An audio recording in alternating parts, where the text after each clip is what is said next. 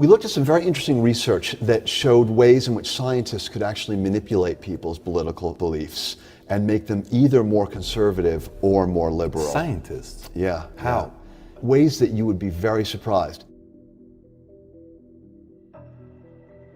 Let me talk about ways in which they were able to make liberal people more conservative. They took a bunch of students and they had them fill out these questionnaires looking at their political ideology, and they could give them a score, how liberal, how conservative they were. They divided them up into two groups. One group, they had it fill it out, and there was a hand sanitizer nearby.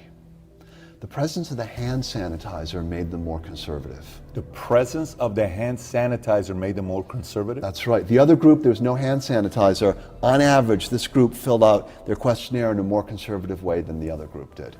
Why is that? The reason is the hand sanitizer is a sign of threat. It reminds you that you are at risk of becoming infected. It's a tiny, subtle intervention, but it reflects a much larger intervention that we all understand. Attack, make the country more conservative. If there's an election coming up and there's an attack around the time of the election, the polls shift in favor of the conservatives. Wow.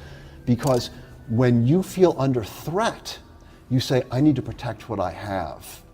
It's when you feel safe that you say, let's take some risks. Let's make the world a better place. That's dopamine. Now what's funny is, election season's in November. Who did this study? I can't remember, it's in the book. That's crazy to me. Now we can do it in the other direction too. So different group of scientists, very similar kind of questionnaire. And they told people, imagine that you have superpowers and nothing can hurt you. I just want you to spend 5 seconds just imagining you have superpowers and nothing can hurt you. Shifts people to more liberal. Because it's the opposite, you take the threat away. A lot of conservatives have fears. How are immigrants going to change the country? How are people who are different from me going to threaten my way of life?